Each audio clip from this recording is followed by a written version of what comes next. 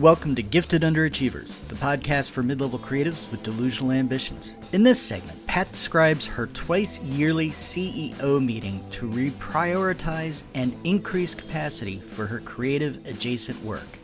Good stuff, lots of great information. Pat's a marvel, so listen close. Enjoy. Hey, James. Hey, Pat.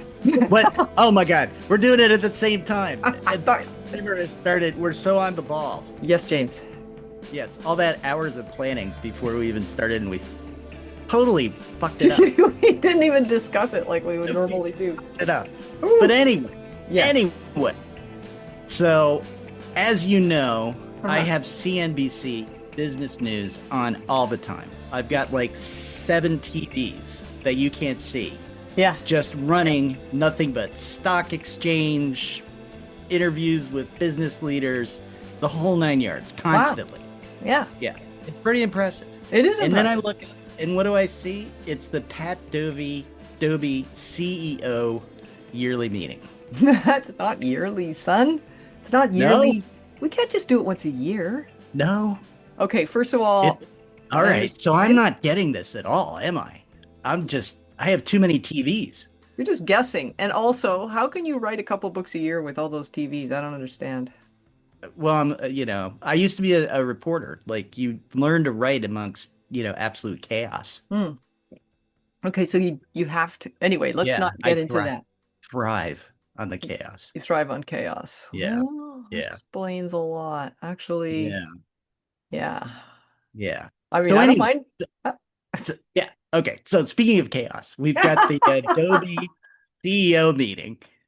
Now, do you call it the Lucid Edit CEO meeting? Does, like, when you send out the pamphlets and your required reporting materials? What are we in 1955, for fuck's sake? Okay. So first of all, yesterday I went on a road trip earlier this week. I got back on Wednesday. Today's Friday.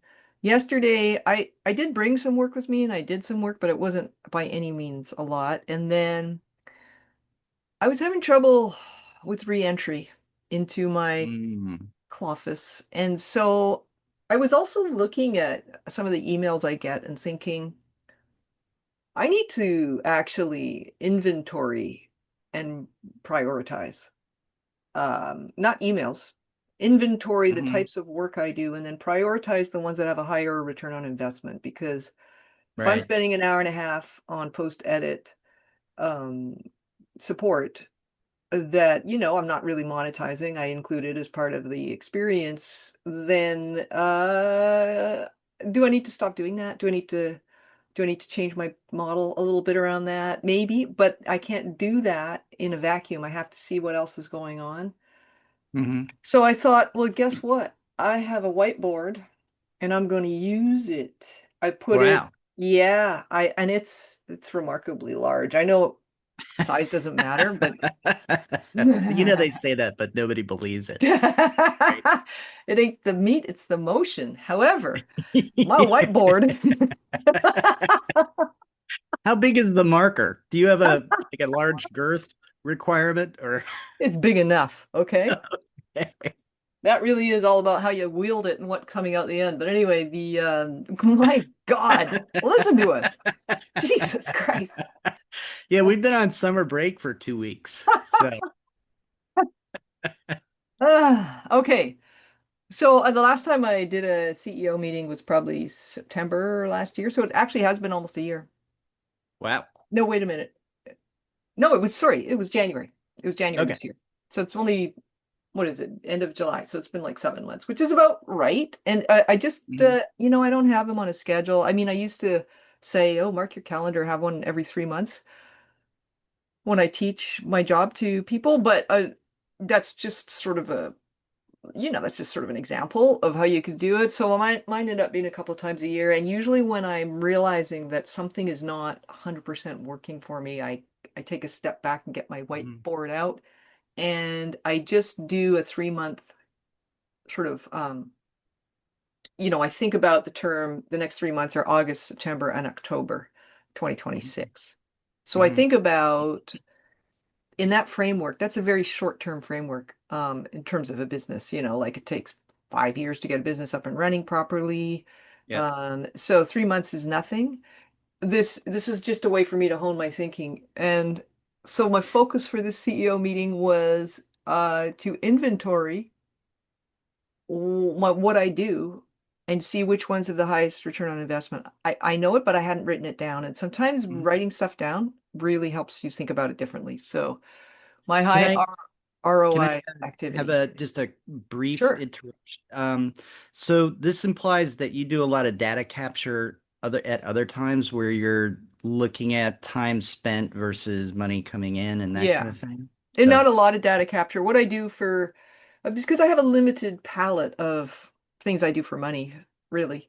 Um, mhm, I consult, I teach, I edit books, and I write, basically. mhm, Those are my areas that I work in. We have this podcast, but we don't monetize it, so I don't count it. mhm, mhm. However, and when I talk about return on investment, I'm talking about the investment being time. Because Okay. it takes the same equipment and amount of money to run my office, no matter which one of those things I'm doing. I don't like operate a vehicle to go teach or anything like that. I don't have a Mhm. salaried teaching position where I need to, spend time and money feeding that machine. So it's really just I'm a one person operation. Calling it a CEO meeting is a joke. It's a private joke with Yeah. myself, Yeah. because I think it's hilarious. It cracks me up. It is.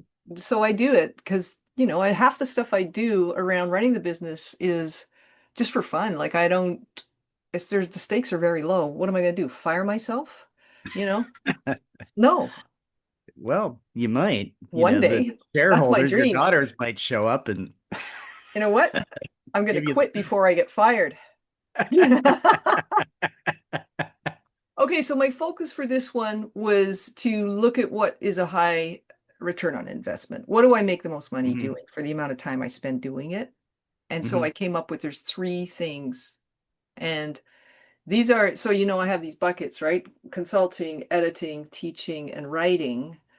I have high ROI things in each bucket. Like some of mhm, actually writing doesn't, it's not high ROI in any world, but consulting can be high ROI depending on the person I'm working with and how much they need. So the paid consulting is pretty good. Some of the teaching, one course in particular, has a high return on investment because it's already created and it runs by itself. So I don't need to do anything except run it in cohorts. And then mhm, some projects in my book editing are high return on investment because mhm, they are a higher ticket price than some of my other projects in editing, just because I do different levels of mhm, editing. And then I have low to medium. So that's I listed the three high ROI things. I listed my low to medium ROI mhm, that is steady.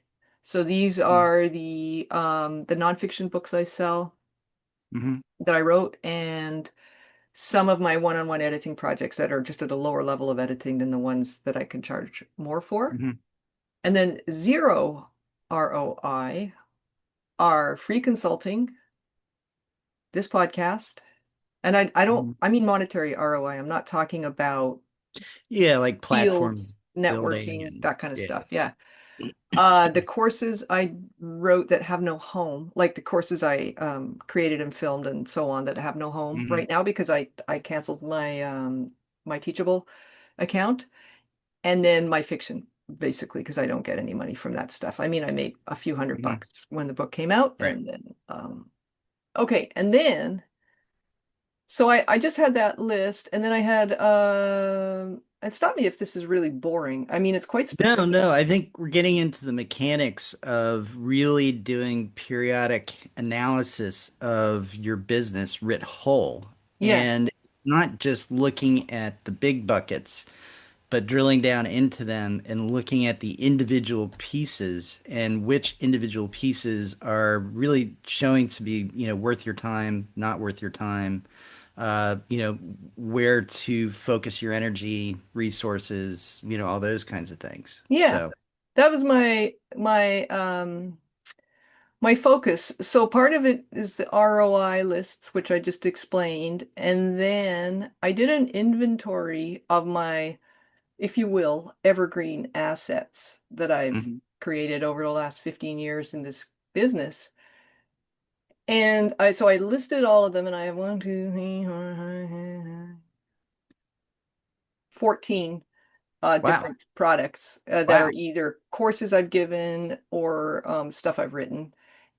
Hmm. And then I listed where they're distributed, basically, because that's the part that I want to take control of over the next year, I think. Hmm.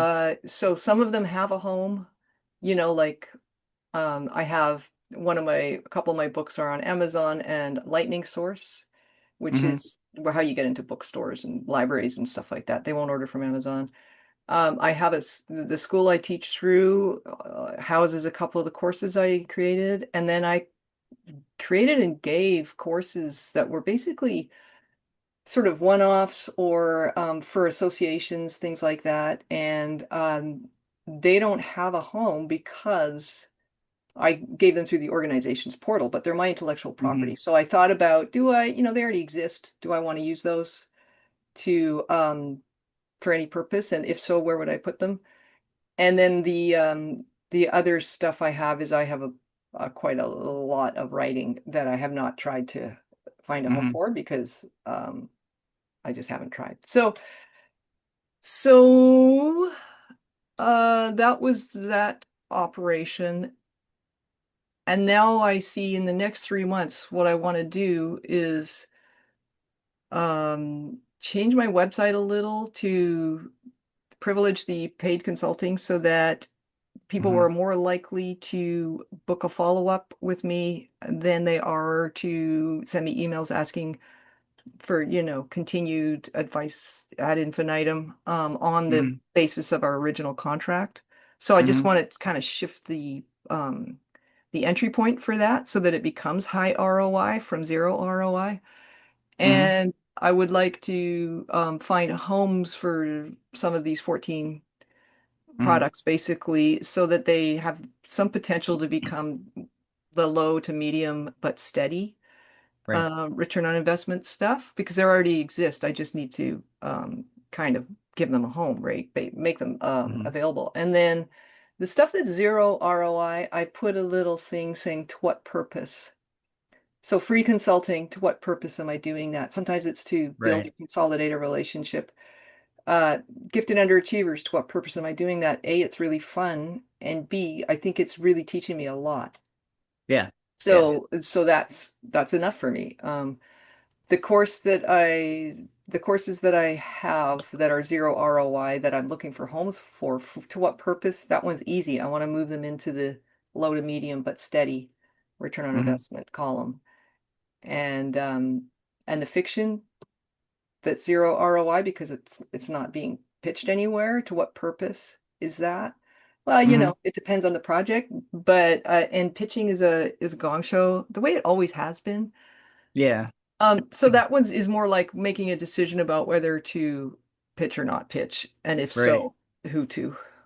Well, and I would think too, you're working on the novel, and once you get that done, all of a sudden the importance of pitching is Yeah, gonna, escalate. exactly. Yeah, exactly. Even though the return on investment is unknowable because with fiction, it's you just don't know. You don't know if Yeah. it's Oh, it's you have total no idea. crapshoot. Yeah. However, you can kind of tell by you know who what you're writing, who you're writing for. Like that kind of Hmm. tells you whether it's going to be a really niche, quirky little book or if it's going to be something different that you've tried to make, Hmm. more viable, basically more commercially attractive. So that was my CEO meeting, and it's half done because I got bored, basically. I didn't get bored. I kind of went, okay, well, that's all my mind has in it right now. So I left Yeah. the whiteboard up it was in my like my bar area and I just left it there on the bar stools. It's sort of my kitchen counter Uh-huh.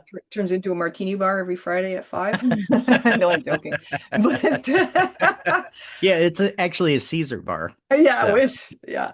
But the next step is to look at the period of August to October. I could make it August to December, this uh-huh. year and go which parts of this situation do I want to address first, right? So, Hmm. and then give them a turnaround time, basically. Okay, I got Hmm. 4 weeks to do that page for my website. It'll probably take like 5 hours, but I want to give myself, I don't want to say everything needs to be done tomorrow because that's not the point of these meetings. The point of these meetings is to kind of drive your behavior. And Hmm. part of this relates to managing your schedule. Because if you just work on the projects that you've got in the hopper right now and Hmm. you never make any progress on the long-term Right. evergreen stuff. So you have to schedule them in, I guess, or be aware of them at the very least. And so if I have a Mhm. short window, like 3 months, and I pick one of these things or two of them to do something on that either moves them from zero or low ROI to high, or consolidates their position and changes how my funnel works, then I'll do it, right? Yeah. Yeah. So I love this, right? And I love that you call it the CEO meeting. Um, and there's these sort of different pieces of it. And one is when you just have that sort of sense, okay, things aren't working the way I want them to work, right? Yeah. There's inefficiencies, I can feel it, I can see it, but I can't really identify with specificity without actually going through this process. Yeah. And the process is about gaining a view into the totality of your work as a creative person, Yeah. right? Yeah. So the creative work plus the creative adjacent work Yeah. and really evaluating it, where am I spending time? What is the return on that time? Hmm. And drilling down to get as specific as you can to really see what are these pieces that are really working for me and the pieces that maybe aren't, and I can optimize those, Yeah. try and better perform, or I can eliminate them, Yeah. therefore free up time for stuff that I can actually optimize, right? Yeah. So it's gaining a view and drilling down, and then setting some accountability Yeah. by saying, I'm going to have this time frame of 3 months within which to act on these discoveries, Yeah. these things I've learned about myself and my business. Yeah. Um, and then, going and initiating. Now, do you ever have trouble with the initiating part? I mean, now that you've gathered the information, or do you find that actually doing this exercise helps really kind of bring that motivation in? Absolutely helps. I would say I was astonished that I have 14 things that I could be selling, and I'm only really selling two or three Yeah. of them. That astonished me. I had just hadn't looked at it that way before. And it's because I'm turning my attention to what can be evergreen with the pension project idea in mind. I would Hmm. also say it helps me initiate because um, some of it is such low-hanging fruit. Honestly, the fact that it would take not even 5 hours to change my website so that the Hmm. paid consulting becomes easier for somebody to see and book, Hmm. or offering a package for follow-ups so that, you Hmm. can pay me for 3 consulting sessions anytime after we work together, and or one at a time, but package deal for Hmm. three, and then just thinking about that, seeing how other people do it, making it a page on my website, it's fun for me. And also then it's done. I cross it off and see what happens. Like that's the other part, is every time you make a change and then you promote the change, hopefully, and then you see what happens. And it's a crapshoot sometimes. You don't know what's going to happen, but you can read yourself as a consumer and myself as a Yeah. consumer. If something is spelled out for me, I'm much more likely to buy it. Okay. This is all good. No, I like this. And yeah, I don't do this. And I feel like I have all these threads that kind of go unaccounted for and get forgotten. And probably if I were to go through my computer and just look for this stuff, I'd be like, oh my God, why did I ever drop that? Hmm. I'm like 3 hours away from actually finishing or, Right. something like that. And so I don't do this, and I need to start really doing this. I think it's a very, very good idea.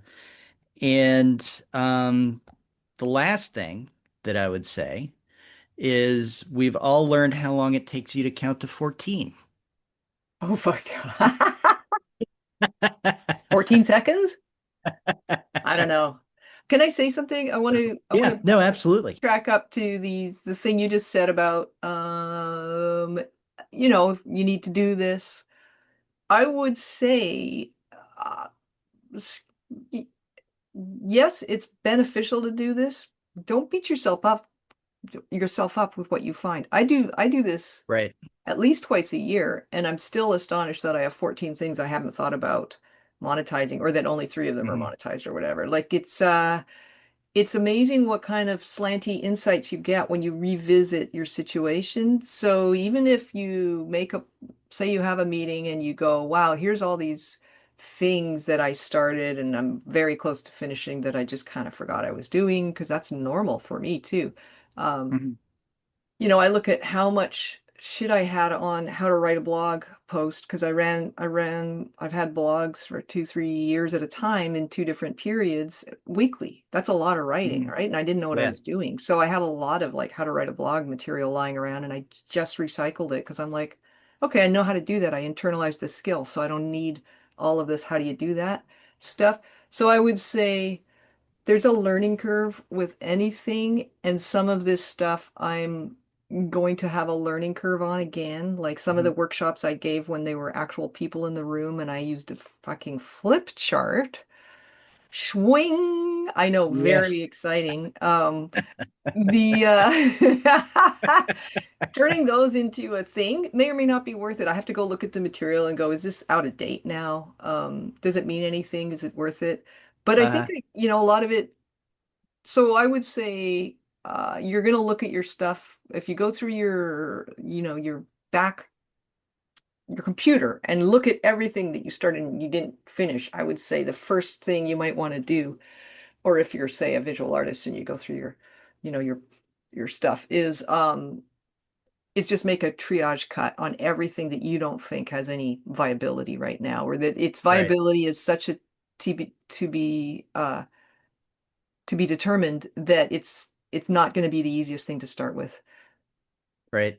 All right. No, that sounds good. Okay, So, good. And yeah, then I'm yeah, gonna I'm gonna I'm gonna take these lessons and apply them. are you now? Yeah. No, I am. I'm getting so as mentioned prior to now, I'm getting a new computer. Mm, And so, it's been what, 8 years? And I find that when you get a new computer, because you have to go through so much stuff, it's yeah, like it's a chance to get another view on everything. yeah, So, so that might create a great opportunity. yeah. It would, and then it's like, well, take a couple of days to because I Mhm. know you're really busy right now. So transitioning to a new computer with also adding the idea where you're evaluating Mhm. is not going to happen in like an afternoon No. or something like Yeah. that. Yeah. Yeah, No, can't do that, and sitting in front of the TV, yeah, eating be chips too. difficult. So, Yeah. Anyway, so that's how my CEO. That's my sit rep on my CEO meeting, and I have a sort of the part I'm not done yet is the action plan for the next uh-huh. 3 months, but it's gonna do itself. Good. All right. Well, maybe we'll come back and talk about the action plan, Okay. what that looks like. All right. All right. Okay. Enjoy. Cheerio. Adios. Thanks for listening to Gifted Underachievers, the podcast for mid-level creatives with delusional ambitions. We're thinking of featuring some of the work that our listeners are doing. So if you've got a project coming out or a project that you'd like to have us talk about, please feel free to send us an email at giftedunderachievers@substack.com. You can find us on Spotify, Apple Podcasts, and anywhere else you like to download your podcasts. And as always, please hit the share and or subscribe button. It really does help out. The algorithm pays attention. And as always again, please have an awesome day.